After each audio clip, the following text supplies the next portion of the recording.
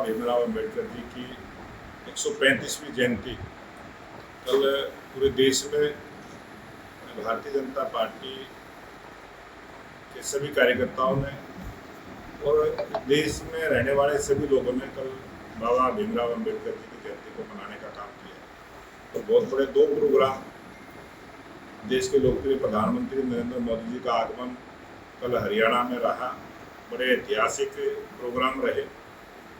और 13 तारीख को बाबा भीमराव अम्बेडकर जी की जहाँ भी प्रतिमाएं लगी थी पूरे हरियाणा प्रदेश में और पूरे देश में, वहाँ पर दीपोत्सव, साफ सफाई का, स्वच्छता का अभियान चला और भारत रत्न बाबा भीमराव अम्बेडकर जी के संविधान के बारे में और बाबा भीमराव अम्बेडकर जी के जीवन के बारे में लोगों तक पूरे देश में हमने उन बातों को पहुंचाने का काम किया।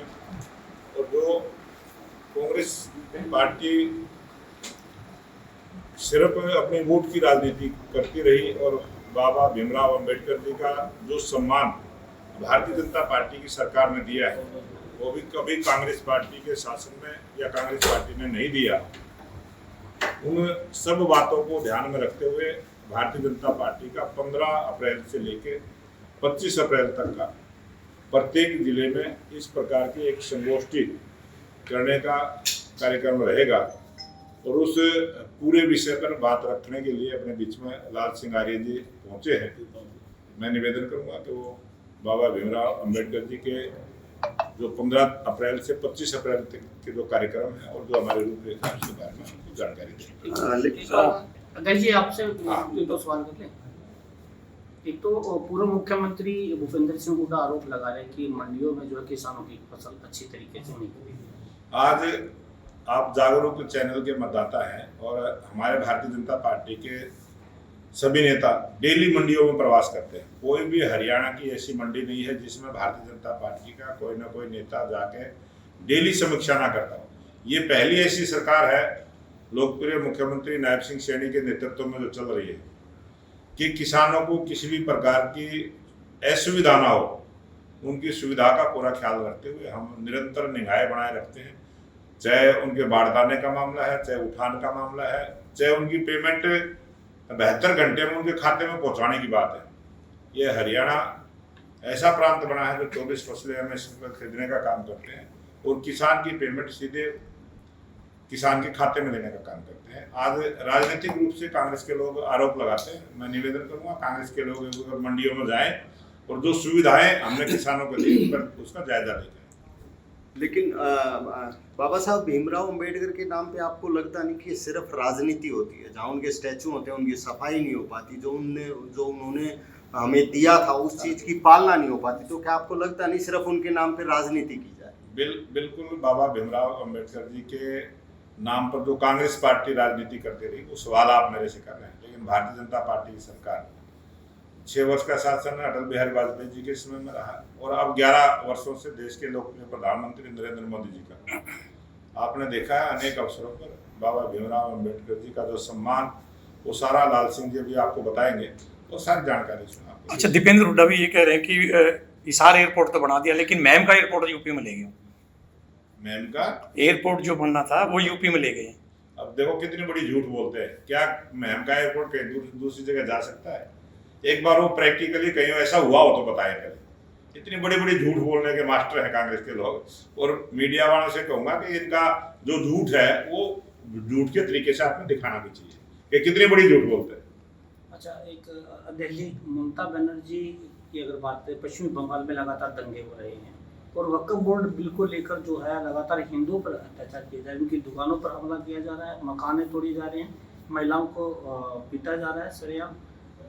क्या मानते हैं कि सरकार नाकाम है या प्रशासनिक अधिकारी सही तरीके से काम नहीं कर रहे? बंगाल में जिस प्रकार का हिंसात्मक स्वरूप देखने को मिला है और देश में वक्फ को लेके कांग्रेस के समय में भी 6 संशोधन हुए और 2013 में जो संशोधन किया गया था आनंद फानन में जिस प्रकार से उसका दुरुपयोग हुआ है उसको सुधारने का काम हुआ है। और गरीब मुस्लिम बहनों को, गरीब अनाथ बच्चों को, विधवा महिलाओं को और जो गरीब मुस्लिम समाज के भाई और बहनें हैं उन सबको वक्फ के माध्यम से जो लाभ मिलना चाहिए वो नहीं मिला। उसीलिए ये संशोधन किया गया है। इसके बहुत दूरगामी परिणाम होंगे और बहुत बड़ा लाभ गरीब समाज को, मुस्लिम समाज को इसमें होने वाला है। और बंगाल में जिस प्रकार की राजनीति हो रही है, बंगाल के अंदर शांति स्थापित करने की जिम्मेवारी ममता बनर्जी की है। वो अपनी जिम्मेवारी को समझे और जिम्मेवारी के साथ वहाँ जो हिंदुओं के ऊपर अत्याचार हुआ है पूरी ताकत के साथ हिंदुओं के लिए जो उन्होंने काम करने चाहिए उस काम करना की जिम्मेवारी ममता बनर्जी की है, उसको वो करना चाहिए। साजिश क्या लगती है इसके पीछे? लाल सिंह जी, ये लाल सिंह जी आपको बताएं। अभी एक विषय आपने बंगाल का उठाया है। जिस प्रकार से 1984 में कांग्रेस पार्टी के नेताओं के द्वारा निर्दोष सिखों को मारने का, उनकी दुकानों में आग लगाने का, उनके घर जलाने का षड्यंत्र हुआ था, उसी प्रकार से पश्चिम बंगाल में ममता बनर्जी और टीएमसी के गुंडे ये उपद्रव पूरे पश्चिम बंगाल में करा रहे हैं, जहाँ निर्दोष लोग हिंदुओं की हत्या की जा रही है। जहाँ तक आज का कार्यक्रम का मतलब है, भारतीय जनता पार्टी के 6 नेशनल प्रोग्राम है, उसमें बाबा साहब अम्बेडकर की भी जयंती मनाई जाती है। भारत का कोई भी राजनीतिक दल नहीं है जिसके प्रदेश और राष्ट्रीय कार्यक्रमों में अम्बेडकर जी की जयंती मनाई जाती हो। इसका मतलब साफ है कि भारतीय जनता पार्टी के लिए बाबा साहब अम्बेडकर श्रद्धा विश्वास का केंद्र है, इवेंट नहीं है। और इसलिए जैसे श्यामा प्रसाद मुखर्जी का बलिदान दिवस, जैसे पंडित दीनदयाल जी की जयंती, जैसे पार्टी का स्थापना दिवस मनता है बूथों पर, उसी प्रकार से बाबा साहब अम्बेडकर की जयंती भी बूथों पर मनाई जाती है। आप किसी कांग्रेस पार्टी, सपा, बसपा सबके लोगों से पूछ लेना, मैं आपको एक आंकड़ा दे रहा हूँ। अभी हमारी 8 तारीख को राष्ट्रीय कार्यशाला हुई, उसके बाद हमारी प्रदेश कार्यशाला चल रही, उसी कार्यशाला के तहत आज हरियाणा की कार्यशाला है। 13 तारीख को पूरे भारत में जहाँ भी बाबा साहब अम्बेडकर की स्टैचू थी वहाँ पर हमने स्वच्छता अभियान किया और दीपोत्सव का कार्यक्रम किया। 14,619 जगहों पर ये दीपोत्सव और स्वच्छता का कार्यक्रम हुआ है। ये हमारा सरल पोर्टल पे ऑनलाइन विद फोटो आने वाली जानकारी है, अभी और जानकारी आना शेष है। 4,20,502 जगहों पर, मतलब इतने लोगों ने स्वच्छता अभियान में भाग लिया। दीपोत्सव में 4,66,754 लोगों ने भाग लिया। और कल बाबा साहब का जन्मोत्सव था। कहीं आपको लगा कि राहुल गांधी किसी बड़े स्थान पर जाकर कांग्रेस पार्टी के किसी कोई नेता गए हों, खड़गे जी गए हों, जन्म स्थान पर गए हों, दीक्षा भूमि पे गए हों, चैत्य भूमि अम्बेडकर जी पे नहीं गए। लेकिन भारतीय जनता पार्टी के कार्यकर्ता हिंदुस्तान के सभी स्टेचुओं पर, सभी बूथों पर ये इवेंट करने का काम कर रहे थे। आप देखिए, जन्मोत्सव 47,850 स्थानों पर हुआ है। ये भारतीय जनता पार्टी की ऑनलाइन जानकारी विद फोटो, ऐसा भी नहीं कि लिखित में कोई जानकारी दे दी। 19,36,225 ये इसमें बड़ी संख्या कहीं ना कहीं इस जन्मोत्सव में कार्यक्रम में रही है। और इसलिए राहुल गांधी, कांग्रेस पार्टी, इंडी गठबंधन ये झूठ की फैक्ट्री है और राहुल गांधी झूठ की मशीन है। इंडी गठबंधन झूठ के कलपुर्जे है जो लगातार झूठ फैलाकर भारतीय जनता पार्टी को दलित विरोधी, संविधान विरोधी बताते हैं। जहां तक बाबा साहब अम्बेडकर के मामले में है तो देखो आप, राहुल गांधी की पार्टी का एक भी प्रधानमंत्री बाबा साहब अम्बेडकर के जन्म स्थान पर नतमस्तक होने नहीं गया। वो माननीय प्रधानमंत्री नरेंद्र मोदी हैं जो पहली बार अम्बेडकर जी के जन्म स्थान पर गए। बाबा साहब अम्बेडकर की 14 अप्रैल को राष्ट्रीय छुट्टी नहीं होती थी, नरेंद्र मोदी ने राष्ट्रीय छुट्टी घोषित की है। 14 अप्रैल सामाजिक समरसता के रूप में भारतीय जनता पार्टी ने मनाने की घोषणा की, उसी प्रकार से मनाते हैं। देश में कॉन्स्टिट्यूशन था, कॉन्स्टिट्यूशन डे नहीं था, लेकिन नरेंद्र मोदी ने संविधान दिवस इसी भारत में 2015 से सरकारी स्तर पर मनाना प्रारंभ किया। कांग्रेस को 57 साल सत्ता में रहे, लेकिन उन्होंने बाबा साहब अम्बेडकर के एक भी राष्ट्रीय स्मारक को नहीं बनाया। लेकिन भारतीय जनता पार्टी ने 5 राष्ट्रीय स्मारक बना दिए। केवल हिंदुस्तान में नहीं तो लंदन के मकान को भी खरीदकर उसको भी शिक्षा भूमि बनाने का काम कर दिया। बाबा साहब अम्बेडकर हमारे लिए श्रद्धा का केंद्र है।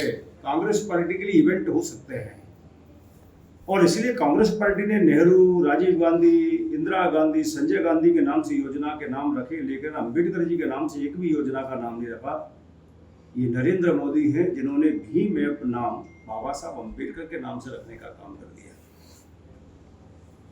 तो कुल मिलाकर ये जो बाबा साहब अम्बेडकर का जो एक राजनीतिक औरा था, जो अंतर्राष्ट्रीय मानव होने के कारण उनकी एक पहचान थी और उनकी पहचान राजनीतिक सामाजिक कैसे समाप्त हो, उनकी स्मृतियों को देश जान ना पाए, ये षड्यंत्र कांग्रेस पार्टी ने किया। और भारतीय जनता पार्टी ये कर रही है कि बाबा साहब ने भारत के निर्माण में एक बड़ी भूमिका अदा की है, चाहे वो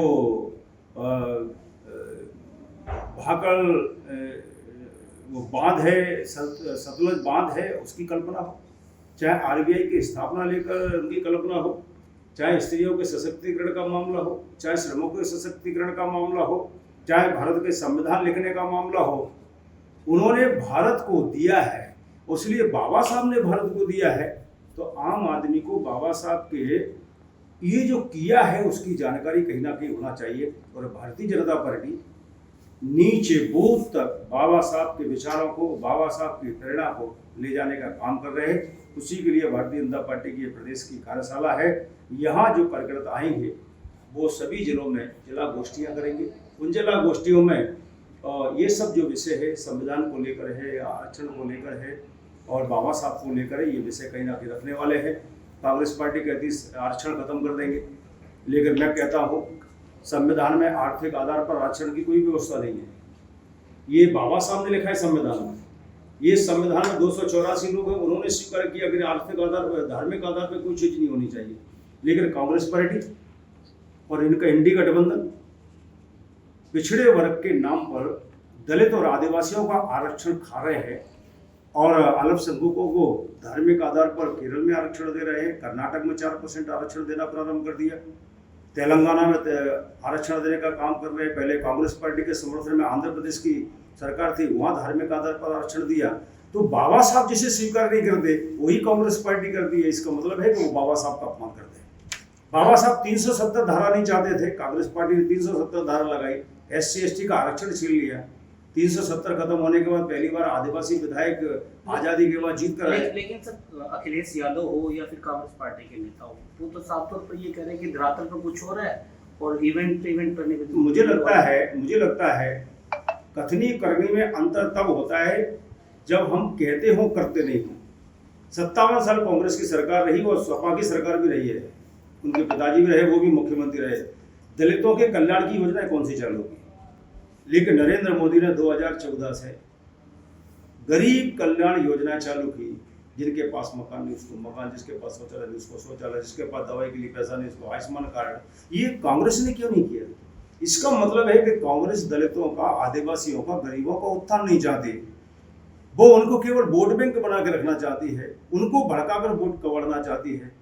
और ये षड्यंत्र जो होता है, संविधान खत्म हो जाएगा, आरक्षण खत्म हो जाए, इसके पीछे कांग्रेस का एक षड्यंत्र है। वो षड्यंत्र ये है कि कांग्रेस की दुकान बंद हो गई है, कांग्रेस का शट डाउन हो गया है और इसलिए उसको खोलने के लिए वो निरंतर षड्यंत्र करते हैं और दलित नेताओं का भी अपमान करते हैं। देखो, बाबू जगजीवन राम का अपमान करने वाला कौन था? अम्बेडकर जी का अपमान करने वाला कौन था? और यहाँ शैलजा का अपमान करने वाला कौन है? ये कांग्रेस पार्टी है।